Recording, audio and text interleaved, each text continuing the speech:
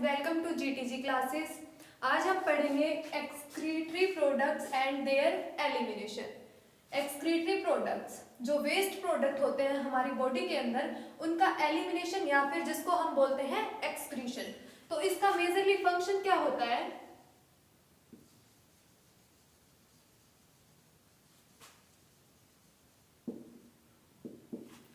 Elimination of metabolic nitrogen waste. सबसे पहले समझो कि मेटाबॉलिक वेस्ट कौन सा होता है? हमारी बॉडी के अंदर बहुत सारी रिएक्शंस होती हैं लाइक रेस्पिरेशन एंड डाइजेशन। अभी जो इस प्रोसेस के दौरान जो भी वेस्ट जनरेट होएगा उसको हम मेटाबॉलिक वेस्ट बोलते हैं। और नाइट्रोजन वेस्ट क्यों बोलते हैं? क्योंकि ये जो प्रोडक्ट्स होते हैं ये किसके डेरिवेटिव्स होते हैं? नाइट्रोजन के डेरिवेटिव्स होते हैं, इसीलिए इसको बोला जाता है मेटाबॉलिक नाइट्रोजन वेस्ट। और इसके एलिमिनेशन को हम बोलते हैं एक्सक्रीशन। इसके अलावा एक्सक्रीटरी सिस्टम का दूसरा फंक्शन होता है ऑस्मोरेगुलेशन। ऑस्मोरेगुलेशन जिसके अंदर आयंस को बैलेंस किया जाता है हमारी बॉडी के अंदर। तो ये दो मेजर फंक्शन होते हैं किसके? एक्सक्रीटरी सिस्टम के। Elimination of metabolic nitrogen waste और दूसरा होता है ऑस्मो रेगुलेशन, जिसके अंदर जो भी मेटाबॉलिक वेस्ट जनरेट होता है जो हमारी बॉडी के लिए टॉक्सिक होता है, जिसको हमारी बॉडी अगर अपने अंदर रखेगी तो उससे क्या होंगे कि सारे जो ऑर्गन्स हैं वो सही से काम नहीं कर पाएंगे या फिर वो खराब होने लगेंगे। तो बॉडी के अंदर इनको एक्सक्रीट करना जरूरी होता है। मेनली 3 मेटाबॉलिक वेस्ट हमारी बॉडी में मिलते हैं। First one is ammonia, urea and uric acid.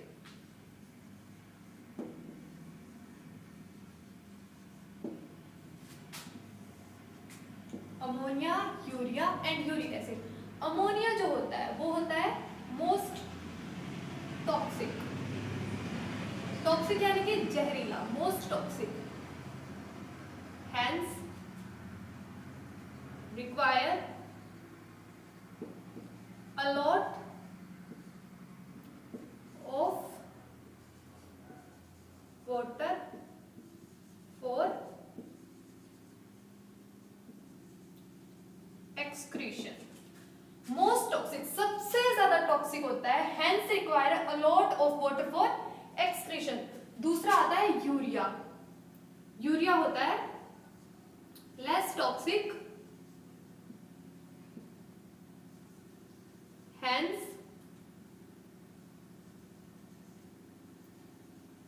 require less water for excretion। Third one is uric acid. और जो यूरिक एसिड होता है वो लीस्ट टॉक्सिक होता है, least toxic, hence require less water excretion। जो अमोनिया एक्सक्रीट करेंगे इनको हम क्या बोलेंगे? अमोनोटैलिक। जो भी ऑर्गेनिजम्स अमोनिया एक्सक्रीट करेंगे उनको हम बोलेंगे अमोनोटैलिक ऑर्गेनिजम्स। जो यूरिया एक्सक्रीट करेंगे उनको बोला जाएगा ureotelic.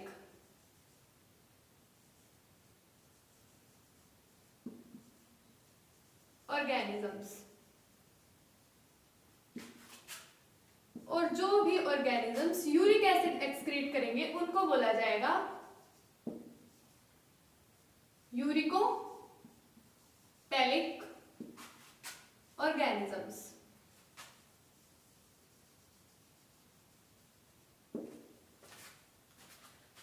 Ammonia is excreted as NH4 यानी कि अमोनियम आयंस।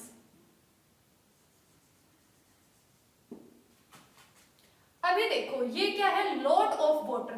तो लॉट ऑफ वाटर तो वही एक्सक्रीट कर पाएगा ना जो वाटर के अंदर रहता हो, लाइक फिशेस। तो फिशेस कैसे एक्सक्रीशन करते हैं, गिल्स के थ्रू। तो NH4 आयंस या अमोनियम आयंस एक्सक्रीटेड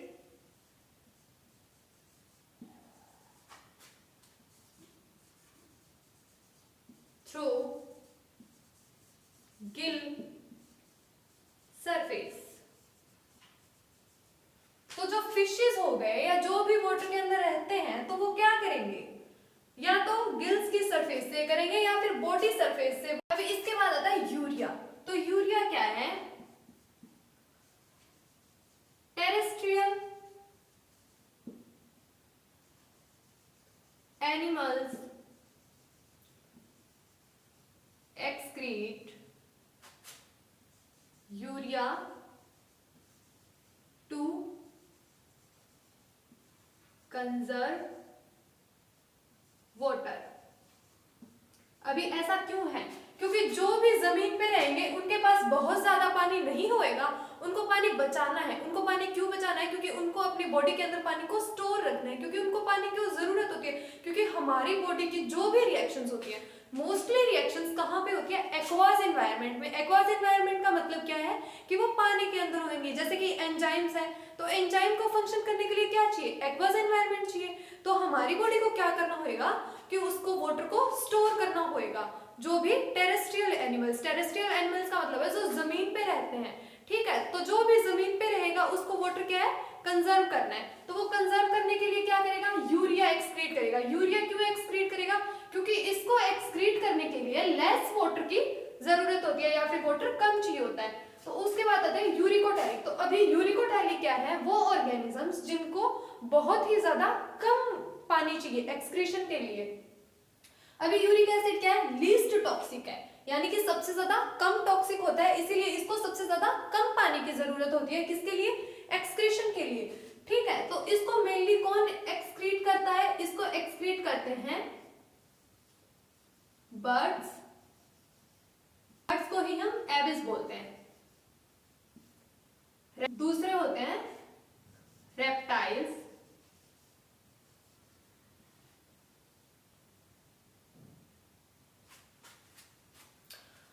यूरिया कौन एक्सक्रीट करता है,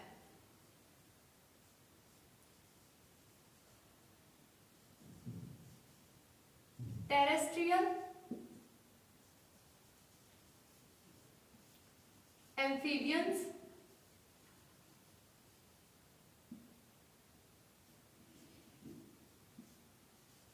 मैमल्स,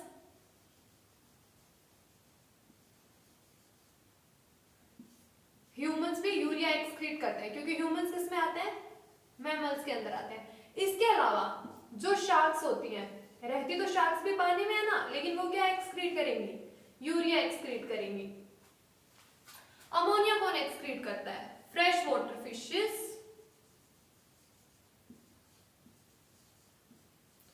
फ्रेश वाटर फिशेस, जिसके अंदर क्या आ जाते हैं मेनली, बोनी फिशेस। तो ये एग्जांपल है किसके, अमोनोटैलिक ऑर्गेनिजम्स के, फ्रेश वाटर फिशेस जिसमें बोनी फिशेस आ जाते हैं। यूरिया कौन एक्सक्रीट करेगा, टेरेस्ट्रियल एम्फीबियंस जैसे कि फ्रॉग हो गए। इसके अलावा मैमल्स एक्सक्रीट करेंगे जिनमें ह्यूमंस आते हैं। इसके अलावा शार्क्स रहती तो पानी में है, लेकिन क्या एक्सक्रीट करेंगी, यूरिया, क्योंकि उनको भी पानी कंजर्व करना होता है। यूरिक एसिड है, उसको कौन एक्सक्रीट करेगा, यूरिकोटैलिक ऑर्गेनिज्म जिनके अंदर आते हैं बर्ड्स और रेप्टाइल्स। तो अभी हम पढ़ेंगे ह्यूमन एक्सक्रीटरी सिस्टम के बारे में। तो जब भी हम ह्यूमन एक्सक्रीटरी सिस्टम की बात करते हैं,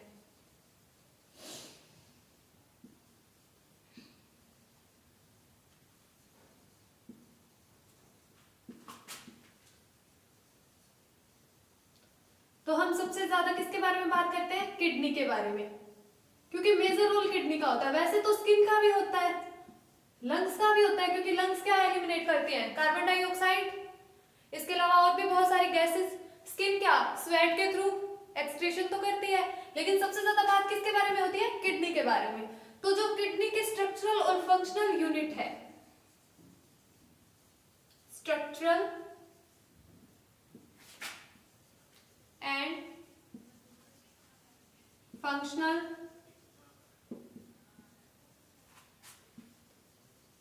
unit of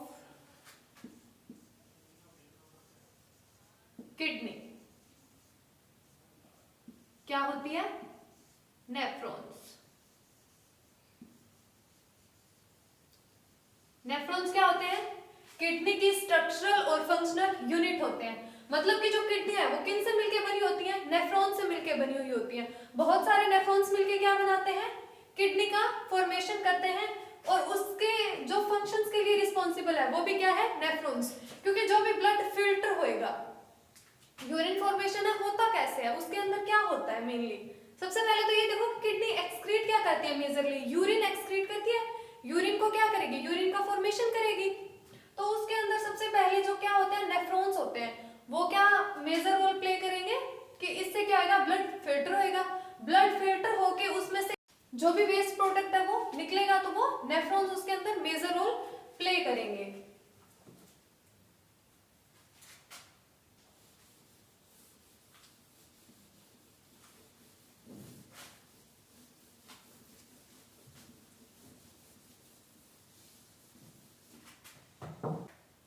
अभी हम बात करेंगे टाइप्स ऑफ नेफ्रॉन के बारे में। Types of nephron. नेफ्रॉन कितने टाइप के होते हैं? नेफ्रॉन होते हैं 2 टाइप के। First one is cortical nephron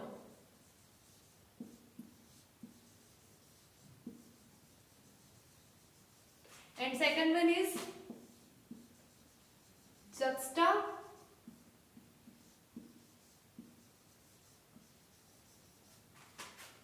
medullary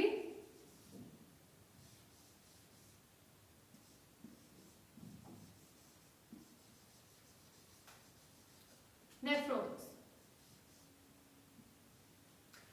cortical nephrons कौन से होते हैं? which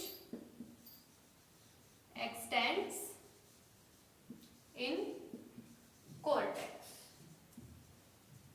और जक्स्टा जो कि मेडुला में एक्सटेंड करते हैं। which extends in medulla।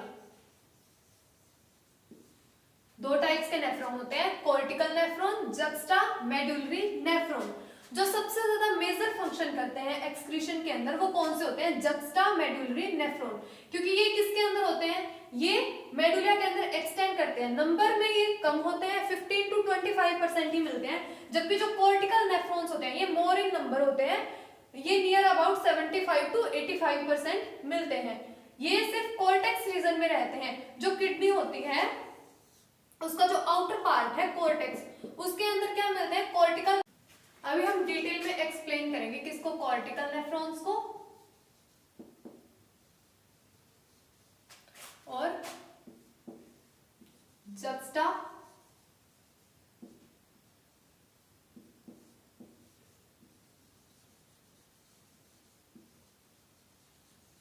Medullary nephrons को।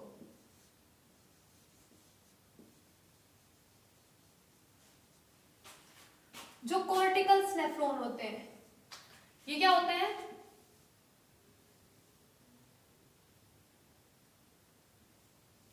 इनका जो लूप ऑफ हेनले होता है, लूप ऑफ हेनले ही मेजर फंक्शन करता है। वो क्या होता है? Small is small hence does not extends into medulla।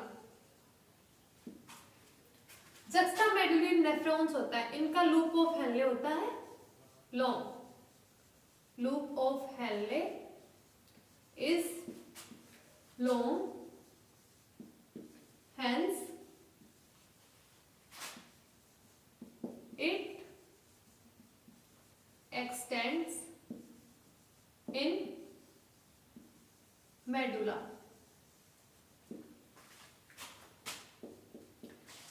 Cortical nephrons are more in number, ये ज्यादा होते हैं.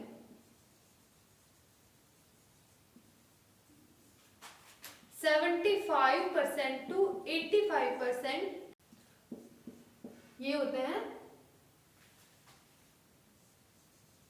Less in number.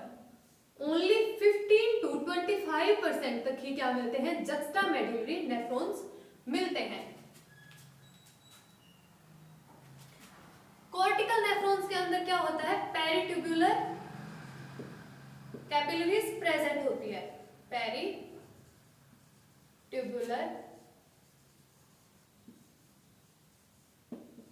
Capillaries present.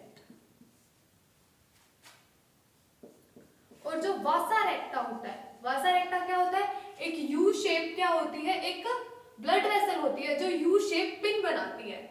Vasa rectus इसके अंदर क्या होता है, रिड्यूस्ड होता है, यानी कि या तो कम मिलेगा या फिर मिलेगा ही नहीं. वासा रेक्टस रिड्यूस्ड और absent.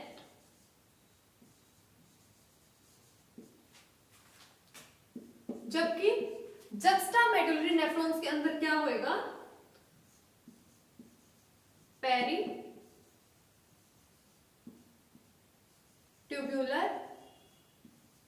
Capillaries and vasa rectus both are present. अभी पेरिट्यूब्युलर कैपिलरीज क्या होती हैं, ये भी क्या होती हैं, ब्लड कैपिलरीज होती हैं जो कि लूप ऑफ हेनले के पैरेलल चलती हैं. वासा रेक्टस क्या होती है, वासा रेक्टस भी ब्लड कैपिलरीज ही होती हैं जो लूप ऑफ हेनले के पैरेलल चलती हैं और यू शेप पिन बनाती हैं या फिर यू शेप पिन की फॉर्म में होती हैं. उनको क्या बोला जाता है, वासा रेक्टस बोला जाता है. तो जो कॉर्टिकल नेफ्रॉन्स होते हैं ये मोर इन नंबर होते हैं, इनका लूप ऑफ हेनले होता है वो स्मॉल होता है और ये कॉर्टेक्स रीजन के अंदर रहते हैं, ये मेडुला में एक्सटेंड नहीं करते हैं. और जो जक्स्टामेडुलरी नेफ्रॉन होता है उनका लूप ऑफ हेनले होता है लॉन्ग और वो कहां पे एक्सटेंड करते हैं, मेडुला रीजन में एक्सटेंड करते हैं. किडनी का जो मेडुला रीजन होता है उसके अंदर एक्सटेंड करते हैं. ये होते हैं less in number, only 15 to 25% ही ये मिलते हैं. इनके अंदर पेरिट्यूब्युलर कैपिलरीज और vasa rectus both are present in juxtamedullary nephrons and peritubular capillaries. These are present in cortical nephrons but vasa rectus is reduced और एब्सेंट, या तो बहुत ही कम होंगे या फिर होंगे ही नहीं. ये कॉर्टिकल नेफ्रॉन्स के फीचर हैं और ये जक्स्टामेडुलरी नेफ्रॉन्स के फीचर हैं. Now we are going to discuss about structure of nephron. तो स्ट्रक्चर ऑफ नेफ्रॉन के अंदर मेनली क्या होता है, सबसे पहले आता है एफरेंट आर्टेरियोल जो क्या काम करता है, ब्लड वेसल्स को लेके आता है.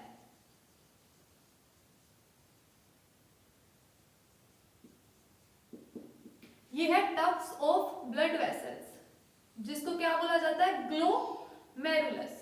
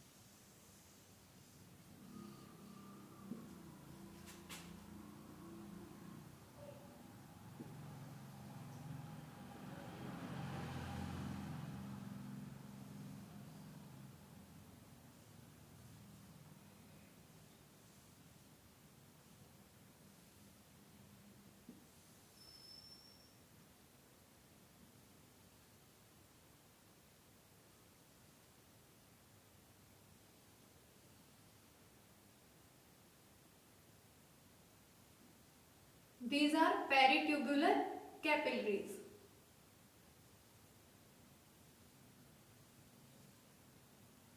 And this is loop of Henle.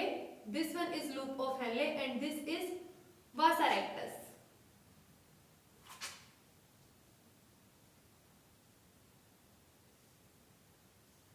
This U-shaped pin, this one is vasa rectus and these are peritubular capillaries.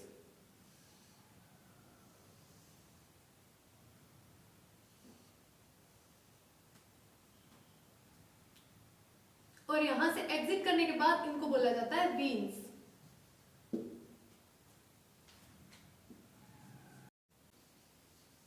ये है afferent arteriole.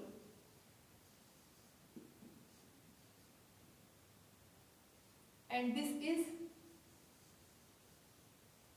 efferent arteriole. This is glomerulus.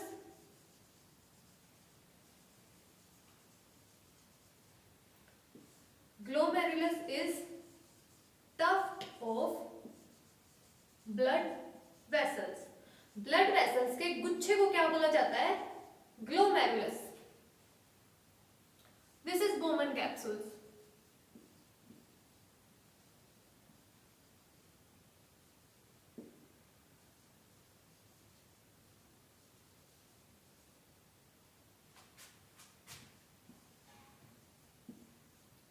This is this is PCT and this one is DCT.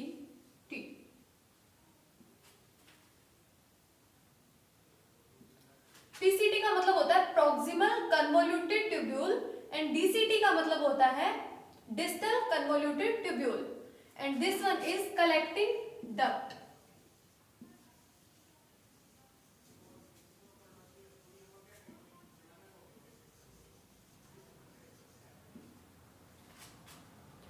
These are peritubular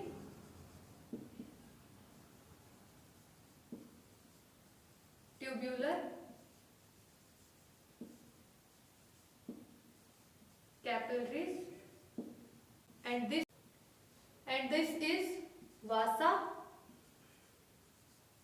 rectus. This U-shaped pin is loop of Henle.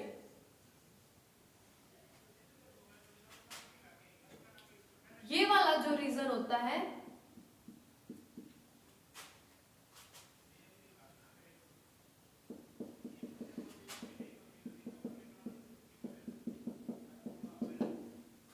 ये जो ऊपर वाला reason होता है ये होता है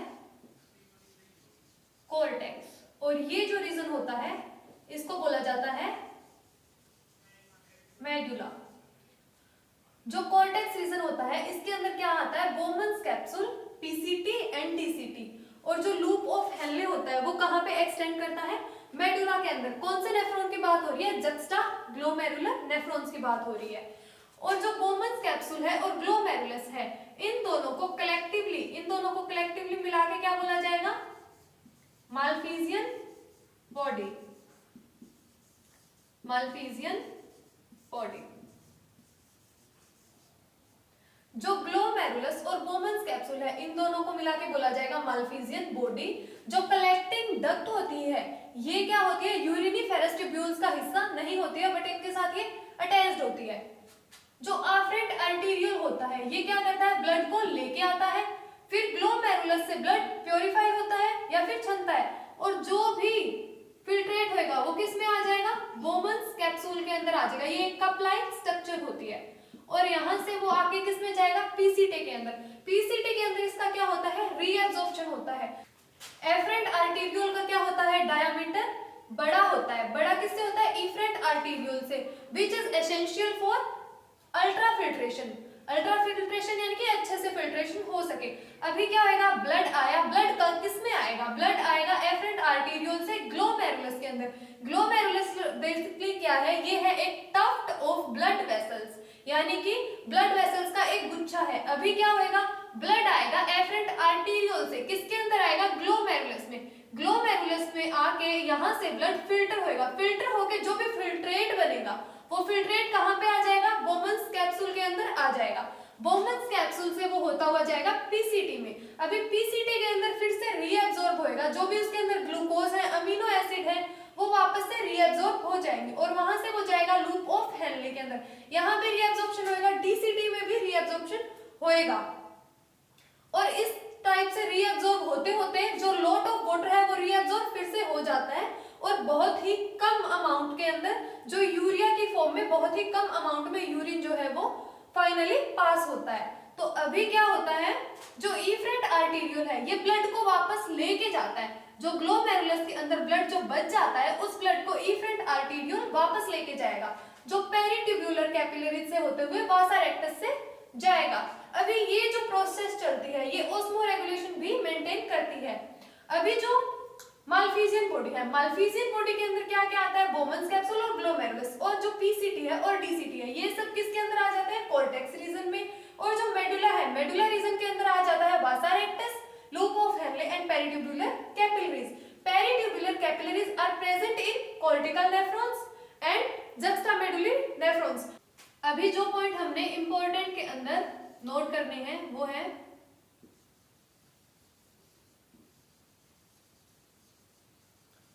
मालफिजियन बॉडी क्या होती है,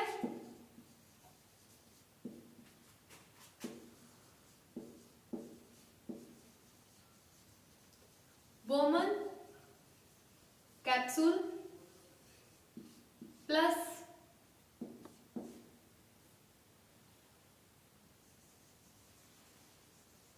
ग्लोमेरुलस।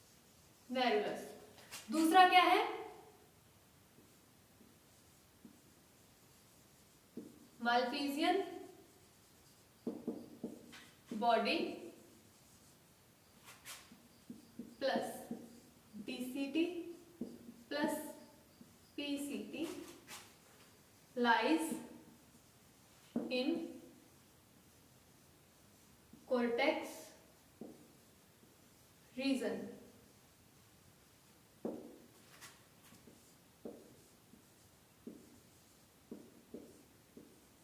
बहुत बार जो ऑप्शंस में पूछ लिया जाता है वो क्या है,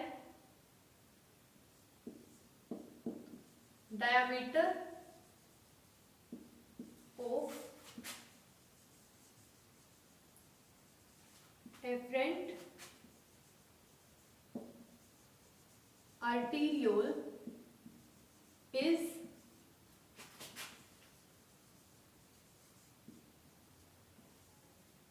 greater than efferent, which is required for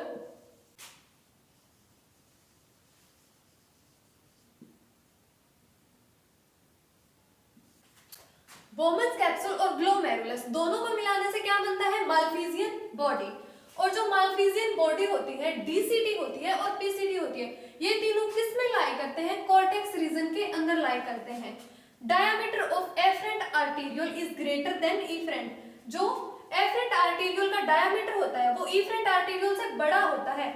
क्यों बड़ा होता है, ये किस चीज के लिए रिक्वायर्ड होता है, अल्ट्रा फिल्ट्रेशन के लिए, कि जो फिल्टर है वो अच्छे से हो सके, इसके लिए एफरेंट आर्टीरियोल का डायमीटर जो होता है वो इफरेंट से बड़ा होता है। जो एफरेंट है वो होता है जो ब्लड लेके आता है, किस में लेके आता है, ग्लोमेरुलस के अंदर लेके आता है, और जो इफरेंट होता है वो लेके जाता है। तो इफरेंट का डायमीटर छोटा होता है और जो एफरेंट होता है इसका डायमीटर बड़ा होता है, which is required for ultra filtration. इसके बाद आता है यूरिन फॉर्मेशन, जो कि हम कल के लेक्चर में देखेंगे। आई होप आपको आज का लेक्चर बहुत अच्छे से समझ आया होगा। इसके बाद हम यूरिन फॉर्मेशन करेंगे जो कि हम कल के लेक्चर में करेंगे। Thank you so much.